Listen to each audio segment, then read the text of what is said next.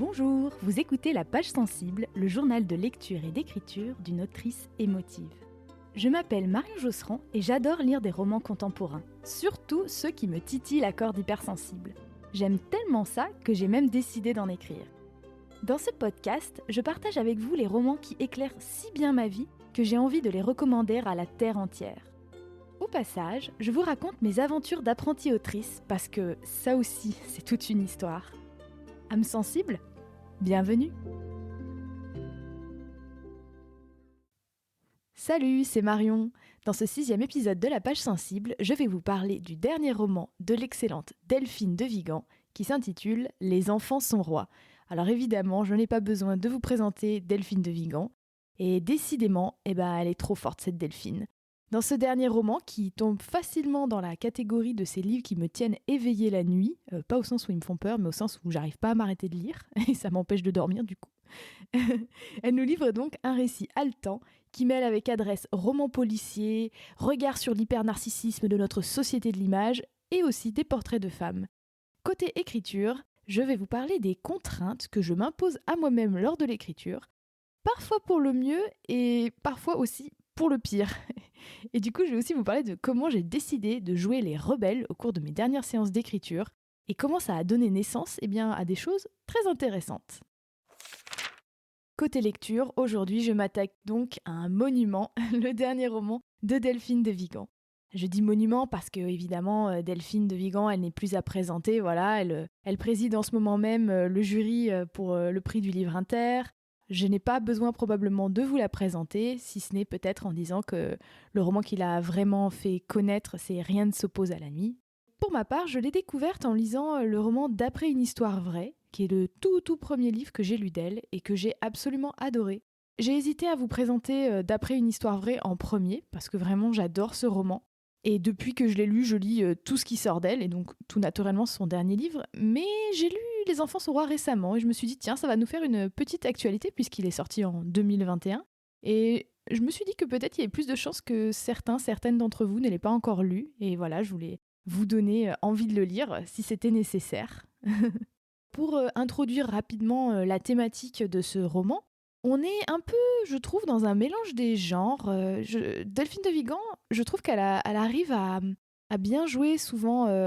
C'est-à-dire qu'elle écrit des romans contemporains, mais elle joue un petit peu avec la forme. Par exemple, dans D'après une histoire vraie, elle jouait un petit peu avec certains codes du thriller.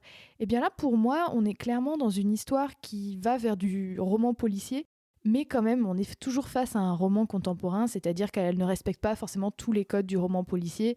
Disons qu'elle s'en inspire, qu'elle emprunte des codes à ce genre. Et puis, sur la fin notamment du livre, on flirte un petit peu avec le roman d'anticipation, presque de la dystopie, vous voyez, un petit peu ambiance Black Mirror, sans aller dans du fantastique ou de la science-fiction, hein, mais on va dire qu'elle pousse assez loin la réflexion sur l'impact des nouvelles technologies sur nos vies, et notamment sur notre ego, notre narcissisme et la façon dont on se voit, dont on se montre. Très clairement, cette histoire, c'est une enquête autour de la disparition d'une petite fille qui s'appelle Kimi, qui a, j'ai déjà oublié, mais je crois qu'elle a 5 ans, et qui se trouve être une star de YouTube. Parce que oui, la petite Kimi, avec son frère Samy, elle se fait filmer par sa mère toute la journée. Alors quand je dis elle se fait filmer, c'est pas tout à fait la bonne formulation. C'est plus passif que ça, c'est sa mère la filme, et les filme tous les deux à longueur de journée. Et elle poste les vidéos sur YouTube, sur Instagram, différents réseaux. Et en fait, c'est leur gagne-pain. La famille vit de ça. Pourquoi ? Parce qu'en fait, ils vendent plein de produits dérivés, ils font de la promotion, ils font de la pub, ce qu'on appelle les produits affiliés. Par exemple, ils vont dire « Ah, cet après-midi, on fait des crêpes au Nutella, c'est trop bon le Nutella !» Et ils sont payés par Nutella pour faire ça. Bon, voilà. C'est assez fascinant cet aspect du roman. Cependant, la petite Kimi, je ne vous spoil pas en vous disant ça parce qu'on le sait dès le tout début du roman, va disparaître. Alors est-ce qu'elle s'est fait kidnapper ? Est-ce qu'elle a fugué ? On ne sait pas, c'est un grand mystère. C'est vraiment pour ça qu'on est dans un livre d'enquête. Et on va suivre d'une part Mélanie, la mère des enfants, et d'autre part Clara, qui est procédurière à la brigade criminelle de Paris, Donc procédurière, c'est vraiment le nom d'un poste qui existe. En gros, son boulot, si j'ai bien compris, c'est de faire en sorte que le dossier de l'enquête soit nickel chrome, qu'il y ait vraiment tous les éléments et qu'on respecte toutes les procédures au cours de l'enquête. Alors, je pourrais pas vous dire plus précisément, j'aurais dû le googler, mais en gros, elle est là pour faire en sorte que tout soit super carré dans l'enquête. Et donc, c'est un livre qui est à deux voix, même si c'est pas à la première personne, hein, c'est à la troisième personne, donc il, elle. Mais on va dire qu'on est dans l'intériorité un coup de Mélanie, et donc la mère, et ensuite de Clara, donc la policière, la procédurière à la brigade criminelle. Pourquoi j'ai beaucoup aimé ce livre ? Eh bien, comme d'habitude, avec Delphine de Vigan, la première chose qui, moi, me frappe dès que j'ouvre un de ses livres, c'est le style fluide, sans le moindre accroc. C'est objectivement très bien écrit. Vraiment, je trouve qu'elle fait pas de faux pas. Rien n'est inutile. Tout est bien placé, c'est bien construit, on n'est jamais confus, c'est agréable à lire. Comme je disais, c'est très fluide. Et ça, c'est quelque chose que j'apprécie vraiment chez elle. À chaque fois que je lis un livre d'elle, je me dis, ouais, sans faute, quoi. Tout est nickel. Et d'autre part, on voit qu'il y a du travail dans ces livres. On sent que c'est très bien documenté, que ce soit au niveau des procédures policières, hein, donc Clara n'est pas procédurière pour rien, ou du fonctionnement des réseaux comme Instagram, comme YouTube. On voit qu'elle a pris le temps de se renseigner sur comment un YouTuber gagne sa vie et comment la mère des enfants, en publiant des vidéos de ses enfants, pourrait gagner sa vie, même très grassement. On y croit totalement, on sent que c'est très bien documenté, tout est extrêmement vraisemblable et on a très envie d'y croire. Je me souviens que c'était aussi ce que j'avais adoré dans le premier roman que j'avais lu d'elle, D'après une histoire vraie, c'est que en fait j'avais très envie d'y croire, de me dire mais ça c'est forcément une histoire réelle. Donc voilà, elle est très forte dans la vraisemblance. Et quant au fait que on voit qu'il y a du travail, j'ai été amusée parce que j'ai vu que le livre s'ouvre sur une petite citation, hein, comme c'est souvent le cas. Et cette citation est extraite de l'essai de Stephen King qui s'intitule Écriture, qui est une énorme référence dans l'univers de la formation à l'écriture à l'anglo-saxonne, ce qu'on appelle le creative writing.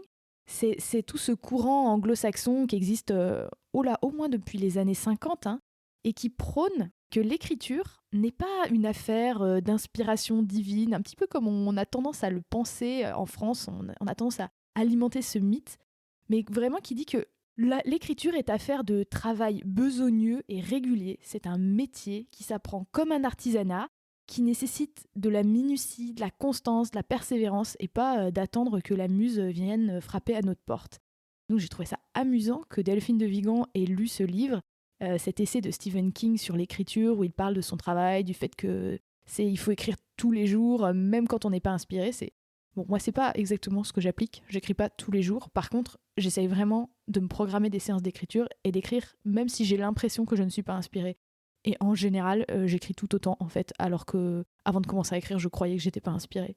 Bon, c'était une grosse parenthèse, mais tout ça pour dire que j'étais pas étonnée que Delphine de Vigan ait lu ce livre et qu'elle s'intéresse aux théories autour du creative writing et de l'apprentissage de l'écriture comme un artisanat, parce que je trouve personnellement que dans ces livres, on sent le travail derrière, on sent l'artisanat, on sent l'écrivain à sa table de travail qui a besogné. Et en même temps, comme c'est fluide, comme c'est bien fait, comme c'est divertissant, finalement, c'est pas laborieux à lire du tout. Mais voilà, moi c'est peut-être aussi parce que je me suis plongée là-dedans en ce moment, j'ai l'impression de voir ça dans ces livres. Ensuite, une autre raison pour laquelle j'ai vraiment aimé ce livre, je vous le disais, c'était le fait que j'arrivais juste pas à le reposer. J'avais envie de savoir ce qui était arrivé à la petite Kimi.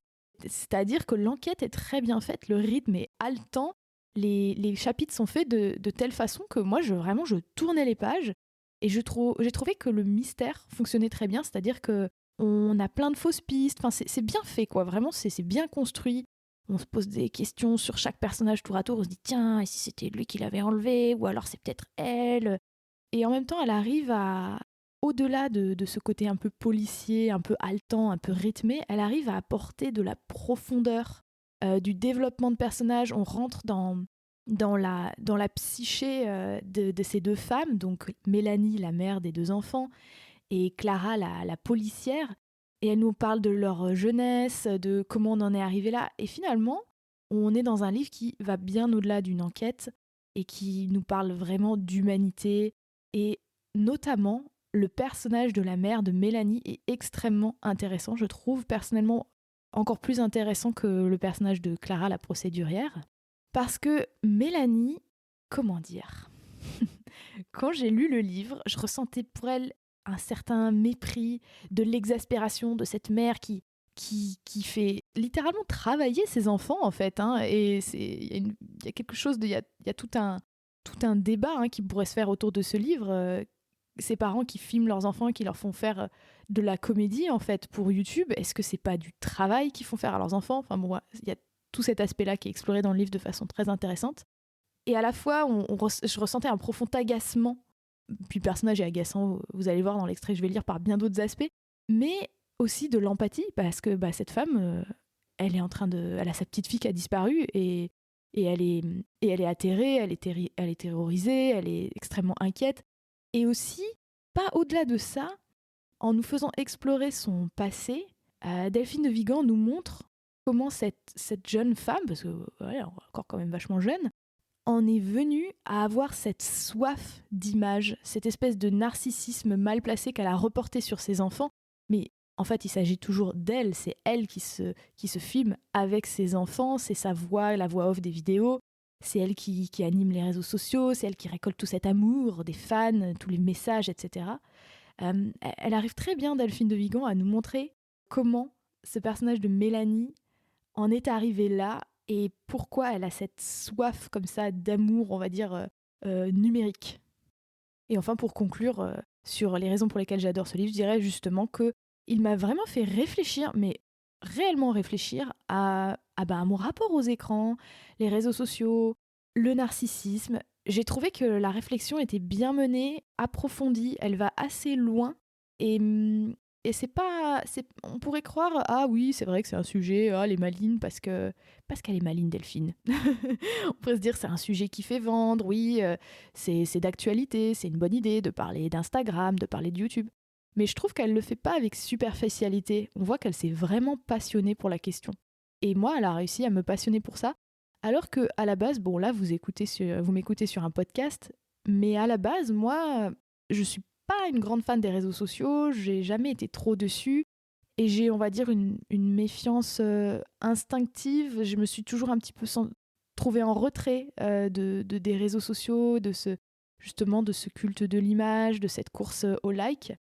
Mais je l'ai jamais vraiment théorisé et j'ai trouvé que dans ce livre, il y avait des éléments qui me permettaient de m'y intéresser de façon un peu plus approfondie.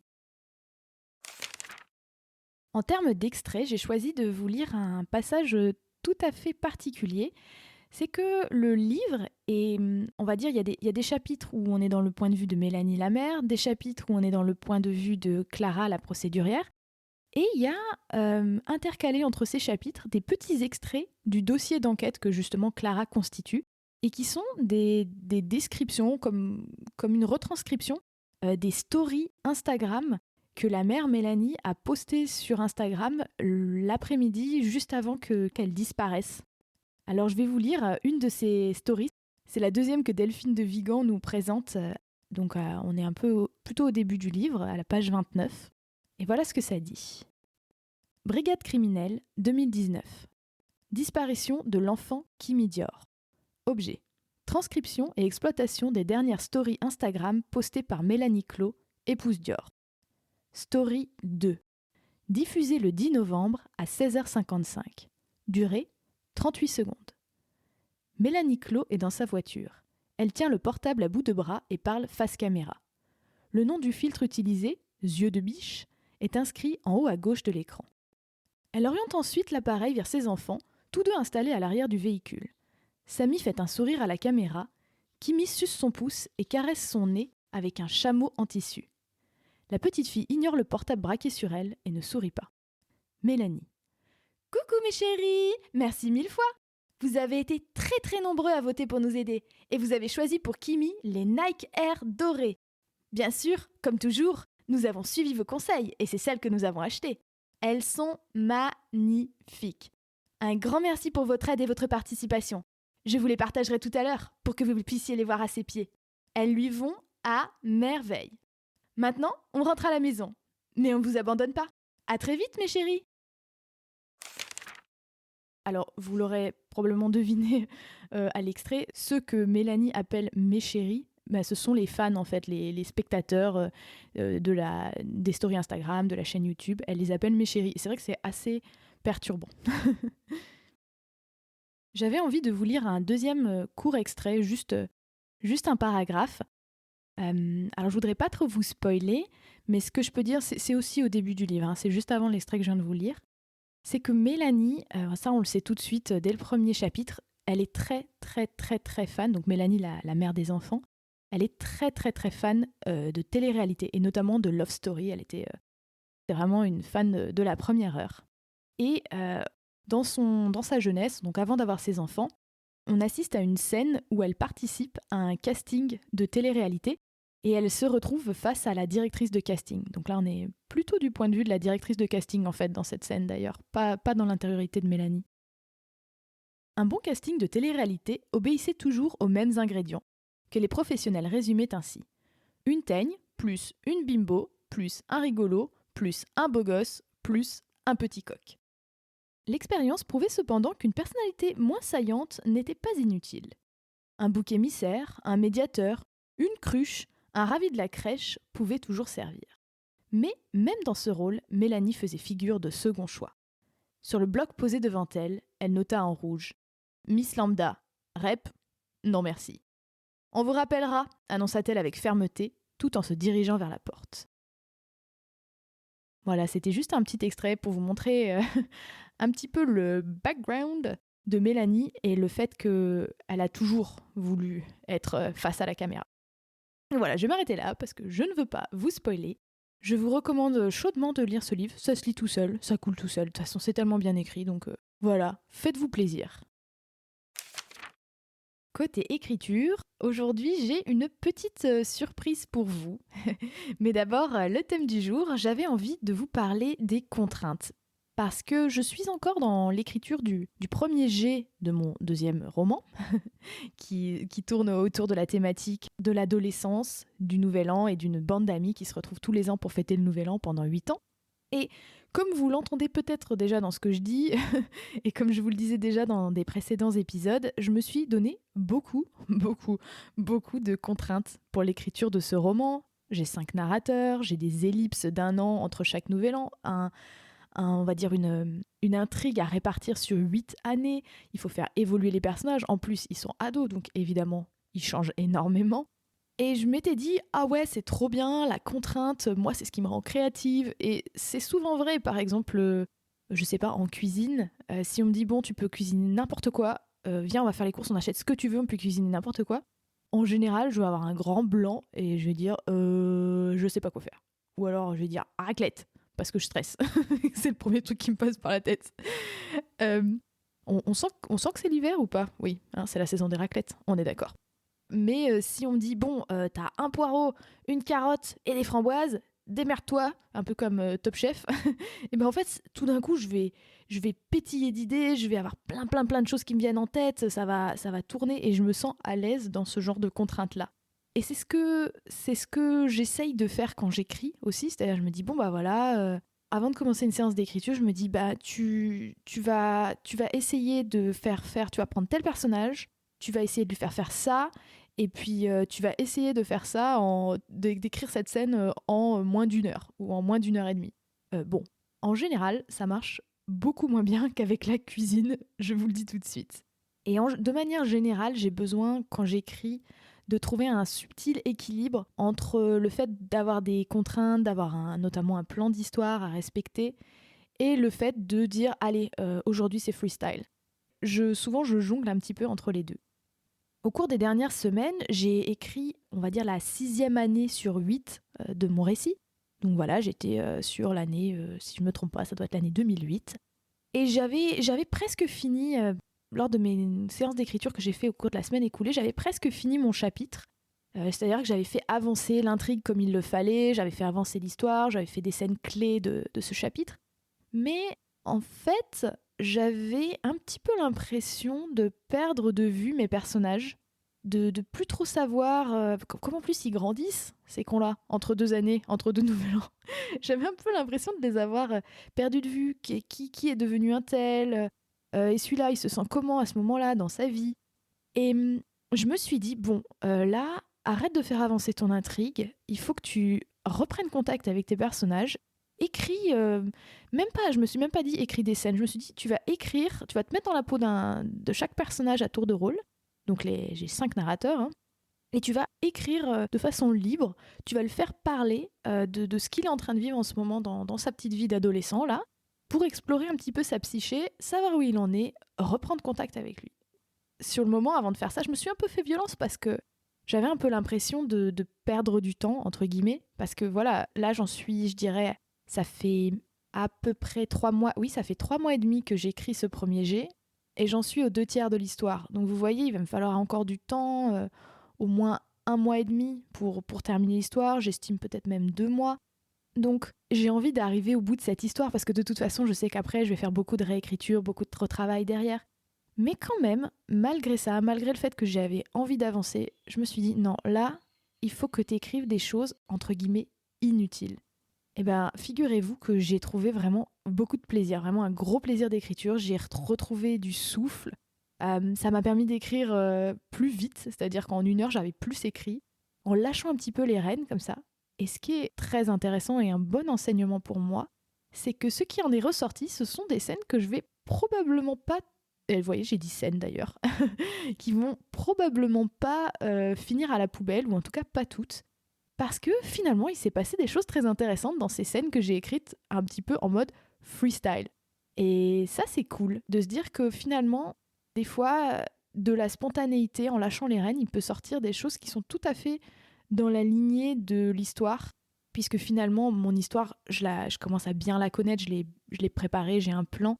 Et quand je me dis, tiens, je vais faire parler, par exemple, il y a un personnage qui s'appelle Anna. Bon alors, sous réserve que ça change, j'ai une très grande tendance à changer les noms de mes personnages lors des réécritures, mais on va dire qu'il y en a une qui pour l'instant s'appelle Anna. Si je me dis tiens, où est-ce qu'elle en est Anna dans sa vie en ce moment et que je la fais juste parler de ça, je me rends compte que je fais avancer l'histoire. Je vous disais que j'avais une petite surprise pour vous. Eh bien, exceptionnellement, parce que c'est pas un truc que j'avais l'intention de faire à la base dans ce podcast, j'ai eu envie de vous lire un petit extrait de mon manuscrit en cours et de ce que j'ai écrit ces derniers jours. Je tiens à préciser que c'est très probable, vraiment très très probable, que l'extrait que je vous lise, il soit coupé lors des réécritures, ou alors tellement réécrit qu'on ne le reconnaisse plus. Parce que, oui, en général, lors d'une réécriture, je dirais qu'il y a 50% du manuscrit pour moi qui bouge, soit qui part, soit qui est réécrit, soit qui est vraiment, voilà, qui va beaucoup changer. Et en fait, je me dis, c'est pas grave, j'ai envie de vous donner un petit extrait de ce qui est sorti quand je me suis un petit peu lâchée et je me suis dit, allez, vas-y, teste des trucs. Tiens, t'oblige pas à faire des phrases spécialement bien cadencées. Donc voilà, c'est tout à fait sans prétention, c'est vraiment un premier jet, ça a vocation à être retravaillé. Mais c'est pour vous montrer un petit peu ce que ça donne quand je me dis, allez, vas-y, on s'en fout, tu verras bien ce qui sort. Pour que vous compreniez un petit peu cet extrait, là, le narrateur, donc pour l'instant, il s'appelle Adrien, avec un H. Peut-être que ça changera. Et c'est un personnage qui, de par son éducation, et notamment sa mère, qui est assez malveillante, je dirais, un peu maltraitante, s'est persuadé qu'il était stupide et qu'il n'arriverait jamais à rien faire. Et dans ce passage, il s'étonne qu'un personnage très très mystérieux qui s'appelle Nat et qui se confie jamais à personne se soit confié à lui et lui ait montré un petit peu de la vulnérabilité. Si ça se trouve, il n'y a qu'avec moi qu'il se sent suffisamment en sécurité pour montrer sa vulnérabilité. Et vous savez pourquoi ? Parce que moi aussi, je suis foutue. Nos vies n'ont pas vraiment commencé, qu'elles sont déjà bousillées. Par quoi, me direz-vous ? Rien. Juste parce qu'on a l'intérieur de la tête trop mou, trop flou, trop enfumé, perméable au moindre courant d'air qui nous glace la volonté et fait s'effondrer toute tentative de projet. Les profs m'ont souvent répété que j'avais la tête dure, mais moi, je sais que c'est le contraire. Ma tête, c'est de la barbe à papa. Les pensées me collent aux doigts et se dissolvent sur ma langue avant que je puisse les formuler. Et Nat, c'est pareil. Pas parce qu'il est con comme moi, mais parce qu'il y a un creux en lui qui aspire les rêves, un peu comme celui que Mimi essaye de remplir avec des Heineken, et où la bière ne fait que mousser, moussé, jusqu'à ce que des bulles de bave remontent à la surface. La tête de Nat, ça serait plutôt une pomme d'amour, mais sans pomme. Lisse, ronde, brillante, sensuelle, luisante de la bave des petites filles. Elle a l'air solide, régulière, peut-être un peu dure, et on sait qu'on va sûrement s'y casser les dents. Mais on a quand même envie d'y croquer. Sauf qu'elle est vide, la pomme a pourri, elle a fermenté toutes ces années sous sa couche de sucre craquant, et elle a fini par se dissoudre. Et maintenant, il n'y a plus qu'un léger gaz au parfum d'angoisse. Je rigole parce que je me dis, putain, c'est dark. En l'écrivant, Bon voilà, c'est pour ça que je vous disais, ça va sûrement sauter à la réécriture. C'est le genre de truc, sur le coup, on l'écrit, on se dit, waouh, c'est pas ce que j'écris. Puis en fait, en le relisant, on est mort de rire et on l'enlève. Tiens, j'ai trouvé un autre petit extrait, un peu du même acabit. Cette fois-ci, on est dans la psyché de la fameuse Anna, qui vient d'assister à une sorte de dispute entre ses parents. Enfin, je ne veux pas trop donner de détails. Et alors, elle a grandi dans une famille très tradie, un peu à l'ancienne. Donc voilà, vous allez voir, il y a des clichés bien sexistes, mais c'est fait exprès.